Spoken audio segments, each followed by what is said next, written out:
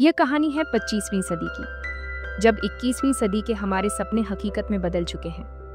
धरती अब वैसी नहीं रही जैसी हम जानते थे। सारे ग्लेशियर पिघल चुके हैं और पूरी दुनिया पानी में डूबी हुई है। समंदर का जलस्तर इतना बढ़ चुका है कि जमीन कहीं दिखाई नहीं देती। जो कुछ लोग बचे हैं, उन्होंने समंदर पर तैरती बस्तियों में अपनी जिंदगी ढाल ली है। लेकिन एक पुरानी लोक कथा कहती है कि इस विशाल समुद्र के नीचे कहीं एक द्वीप है जहां जमीन का एक टुकड़ा मौजूद है। इस जमीन तक पहुंचने का सपना हर किसी का है, लेकिन यह सफर आसान नहीं है। यहाँ कहानी शुरू होती है दास्तान नाम के एक व्यक्ति से। उसके पास एक उन्नत नाव है जिसमें वह अकेला रहता है। समंदर के खारे पानी के बीच पीने का पानी सबसे कीमती चीज है। दास्तान अपनी जरूरत के लिए एक खास मशीन का इस्तेमाल करता है। वह एक डिब्बे में पेशाब करता है, उसे मशीन में डालता है और वह पानी को साफ कर पीने लायक बना लेता है। दास्तान समंदर में तैरते हुए एक और नाव वाले से मिलता है। ये समंदर का कानून है कि जब भी दो यात्री मिलते हैं तो वे अपने सामान की अदला बदली करते हैं। लेकिन दास्तान इस बात से इनकार कर देता है और कहता है, मुझे तेरी चीजों की जरूरत नहीं, मैं अपना काम खुद कर लूंगा। तभी अचानक लुटेरों का एक झुंड आ जाता है। ये लुटेरे समंदर के सबसे खतरनाक लोग हैं, जो दूसरों का सामान लूटने और उन्हें मारने में पीछे नहीं हटते। दास्तान का साथी, जो उसकी नाव से फल चुरा चुका होता है, लुटेरों को देखकर डर जाता है। वह दास्तान को धमकाते हुए कहता है, अब तुम यहाँ से बचकर नहीं जा सकते, तुम्हारी नाव खराब हो चुकी है। लेकिन दास्तान की नाव साधारण नहीं थी, वह अत्याधुनिक तकनीक से लैस थी। यह देखकर उसका साथी घबरा जाता है और दास्तान की नाव को नुकसान पहुंचाने के लिए उसके पर्दे फाड़ देता है। इस वजह से दास्तान की नाव थोड़ी धीमी पड़ जाती है। लुटेरे उसकी नाव के करीब आ जाते हैं और उसे घेरने की कोशिश करते हैं, लेकिन दास्तान अपनी चतुराई से लुटेरों की नजरों से बच जाता है। वह अपनी नाव को समंदर की गहराइयों में ले जाता है और वहां छुप जाता है। दास्तान जल्दी ही समंदर की एक बस्ती तक पहुंचता है। उसके पास एक अनमोल चीज है, मिट्टी। मिट्टी देखकर बस्ती के लोग हैरान रह जाते हैं। जिस तरह आज के समय में हीरे जवाहरात कीमती होते हैं, उसी तरह उस समय मिट्टी सबसे दुर्लभ और मूल्यवान चीज बन चुकी थी। मिट्टी से ये लोग फसल उगा सकते थे, जो उनके जीवन को बदल सकती थी। जब दास्तान अपनी मिट्टी को तोलने के लिए देता है तो वह कुल 3 किलो 500 ग्राम निकलती है। बस्ती के लोग उसे इसके बदले 62 सोने के सिक्के देने की पेशकश करते हैं, लेकिन दास्तान कहता है, मुझे इसके दुगने सिक्के चाहिए। बस्ती वाले इस पर सहमति जताते हैं और उसे 124 सोने के सिक्के देने के लिए तैयार हो जाते हैं। सिक्के लेकर दास्तान पास की एक दुकान पर जाता है और वहां से पीने के लिए पानी खरीदता है। तभी उसकी नजर एक टमाटर के पौधे पर पड़ती है, जिसे वह खरीदना चाहता है। दुकान चलाने वाली लड़की, जिसका नाम देविका है, कहती है, अगर तुम्हें यह पौधा चाहिए तो तुम्हें मुझे आधे सिक्के देने होंगे। दास्तान को पौधा चाहिए था, इसलिए वह बिना ज्यादा सोच विचार किए सिक्के देकर पौधा खरीद लेता है।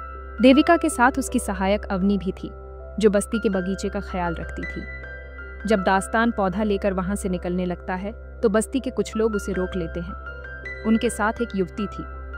वे लोग दास्तान से कहते हैं, तुम इस लड़की के साथ रिश्ता बनाओ ताकि वह गर्भवती हो सके। इसके बाद तुम हमारी बस्ती से सामान लेकर जा सकते हो। यह प्रस्ताव दास्तान को चौंका देता है। बस्ती के लोग ऐसा इसलिए कहते हैं क्योंकि उनकी प्रजाति कमजोर हो रही थी और वे चाहते थे कि बाहर से आए मजबूत लोग उनके खून को बढ़ावा दें। लेकिन दास्तान साफ इनकार कर देता है। वह कहता है, मुझे इससे कोई लेना देना नहीं, तुम मुझे कुछ भी देने के काबिल नहीं हो। दास्तान के इनकार के बाद बस्ती के लोग शक करने लगते हैं। वे उसे पकड़ लेते हैं और उसकी जांच करते हैं। तभी उन्हें उसके कान के पीछे गिल्स, पानी में सांस लेने वाले अंग दिखाई देते हैं। एक आदमी जोर से चिल्लाता है, यह तो एक म्यूटेंट है। इसके बाद वे उसे कैद कर लेते हैं और उसे पानी में डुबोकर मारने की कोशिश करते हैं ताकि उसके शरीर को गलाकर खाद बनाई जा सके। लेकिन इससे पहले कि दास्तान की जान खतरे में पड़ती, लुटेरों का एक झुंड बस्ती पर हमला कर देता है। दास्तान डूबने ही वाला था, तभी उसकी मदद के लिए देविका आती है। देविका कहती है, मैं तुम्हें बचा सकती हूँ, लेकिन बदले में तुम्हें हमें अपने साथ ले जाना होगा। दास्तान को कोई और रास्ता नहीं दिखता और वह उनकी बात मान लेता है।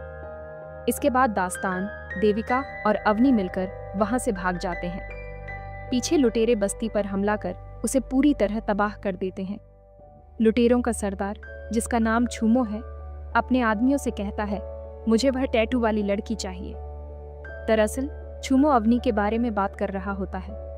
अवनी की पीठ पर एक खास तरह का टैटू होता है जिसे छुमो और उसके लोग मानते हैं कि ये सूखी जमीन, ड्राई लैंड तक पहुंचने का रास्ता दिखा सकता है। दास्तान देविका से कहता है, हमें अवनी को छोड़ना होगा। हमारे पास इतना पानी नहीं है कि हम तीनों जिंदा बच सकें। पानी इस दुनिया में सबसे महंगी चीज है क्योंकि समंदर का पानी पीने लायक नहीं है और दूसरा कोई स्रोत भी नहीं है। देविका इसे मानने से इनकार कर देती है। वह कहती है, अवनी सिर्फ एक बच्ची है। दास्तान जवाब देता है, अगर हमने पानी बचाया नहीं तो हम तीनों ही मारे जाएंगे। बेहतर होगा कि हम अभी एक का बलिदान दें। लेकिन देविका किसी तरह उसे मना लेती है और दास्तान अवनी को नुकसान नहीं पहुंचाता। इस बीच लुटेरे छुमो को जानकारी देते हैं कि दास्तान और अवनी कहाँ हैं। छुमो कहता है, मुझे टैटू वाली लड़की किसी भी कीमत पर चाहिए। वह अपने आदमियों को विमान के जरिए दास्तान का पीछा करने भेजता है। लुटेरे जल्दी ही दास्तान के करीब पहुंच जाते हैं और उन पर हमला कर देते हैं। दास्तान हथियार लेने के लिए अपनी नाव के अंदर जाता है और देविका को लगता है कि वह भाग गया है। गुस्से में देविका खुद लड़ाई में कूद पड़ती है। वह नाव पर रखी एक बंदूक उठाकर विमान पर हमला करती है। बंदूक से निकलने वाली एक स्टील केबल विमान में फंस जाती है और विमान नाव के चारों ओर चक्कर लगाने लगता है। इसी दौरान दास्तान वापस आता है और बड़ी मुश्किल से केबल को काटता है।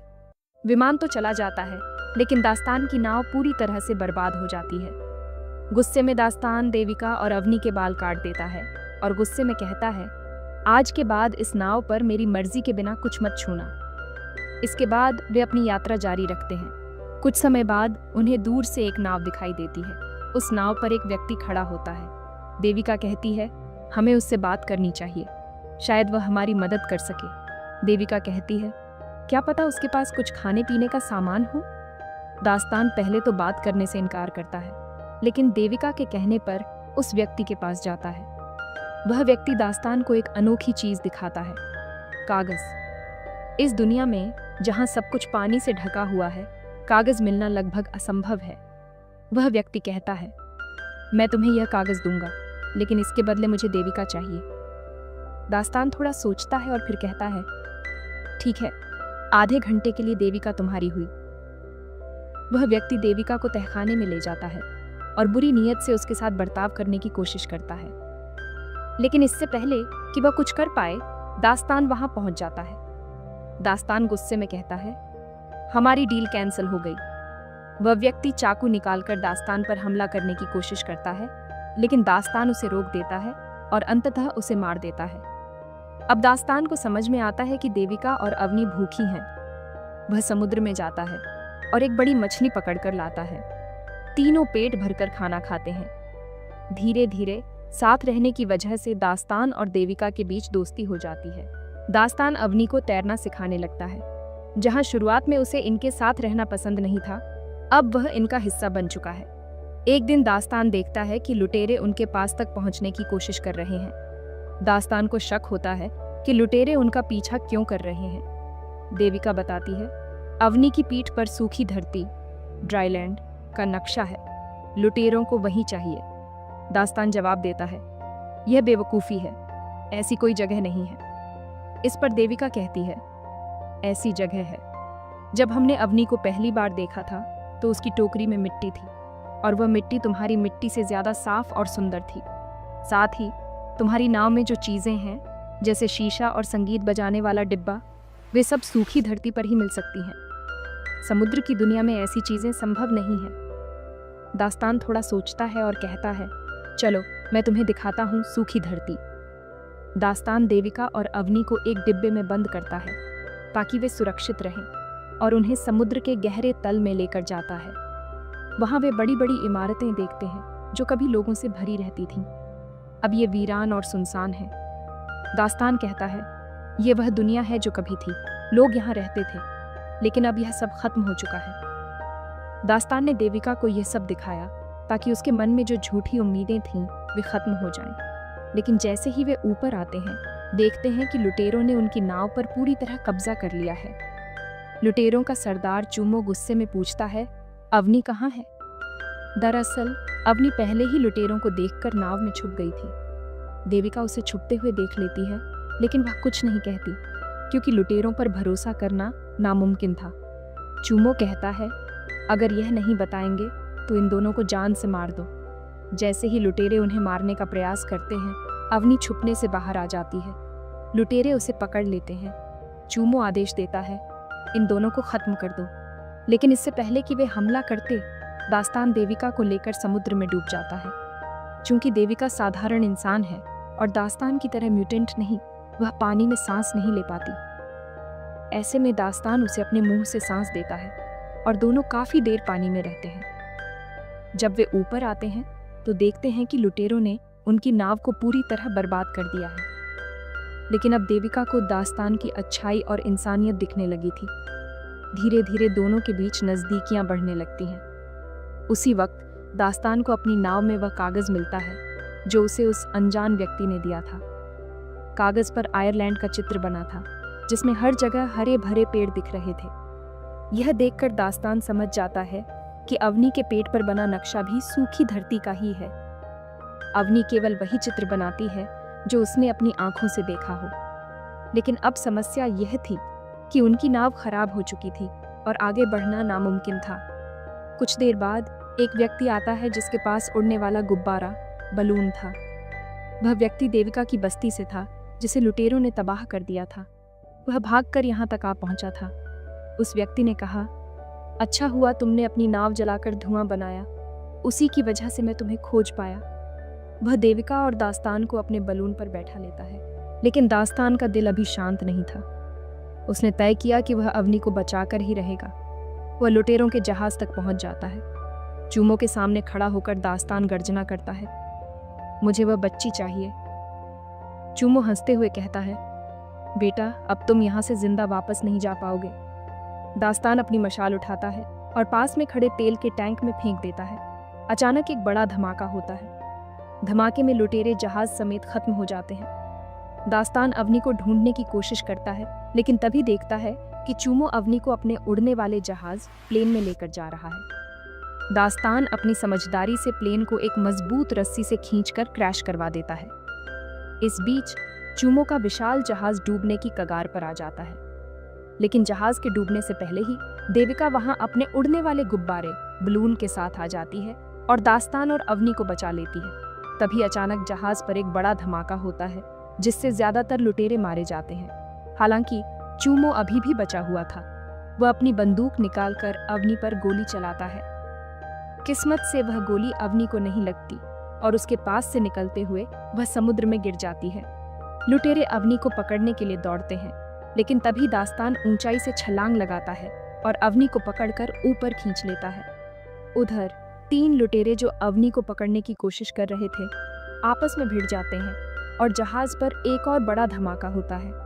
इस धमाके में चूमो और बाकी सभी लुटेरे खत्म हो जाते हैं। इस तरह दास्तान एक बार फिर अपनी बहादुरी से अवनी की जान बचा लेता है। इसके बाद दास्तान और उसका समूह उस नक्शे की मदद से सूखी धरती ड्राईलैंड तक पहुंच जाता है। वहां उन्हें एक छोटी सी झोपड़ी मिलती है। झोपड़ी के अंदर 2 कंकाल पड़े होते हैं जो अवनी के माता पिता के थे। उन कंकालों के पास टैटू बनाने वाला सामान भी मौजूद था। यह देखकर उन्हें समझ आता है कि अवनी के माता पिता को पहले से पता था कि वे मरने वाले हैं। इसलिए उन्होंने अवनी की पीठ पर सूखी धरती का नक्शा बनाकर उसे टोकरी में डाल दिया था।